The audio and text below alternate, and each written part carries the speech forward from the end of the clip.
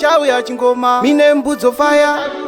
nemangoma isu tatobaya ndopiga twin star ayo one plan ngoma ama vamwe vanoti unopengesa bati pafeya wawandokudisisa kozi neombondisemesa kana kumapepi aombondirambisa tipe kuno makulayo wangu sandinyime wawa ndiringoda makulayo saka chingondipa wawa tipe kuno makulayo wangu sandinyime wawa ndiringoda makulayo saka chingondipa wawa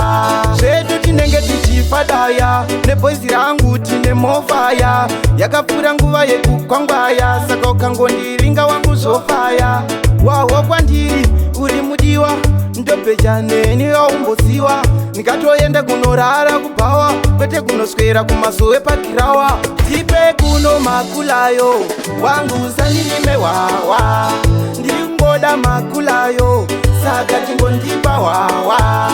tipe kuno makulayo wangu sandinyime wawa ndiringoda makulayo saka chingondipa wawa ndongoda wawa gaizi msandinyima wawa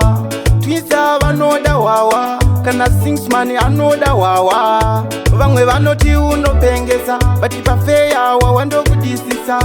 kozi neombondisemesa kana kumapepi aombondirambisa tipe kuno makulayo wangu sandinyime wawa ndiringoda makulayo saka chingondipa wawa tipe kuno makulayo wangu sandinyime wawa ndiringoda makulayo saka chingondipa wawa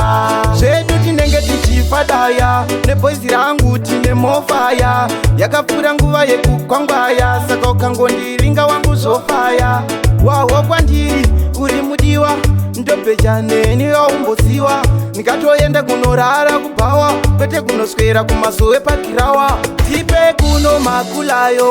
wangu sandinyime wawa ndiringoda makulayo saka chingondipa wawa tipe kuno makulayo wangu sandinyime wawa ndiringoda makulayo saka chingondipa wawa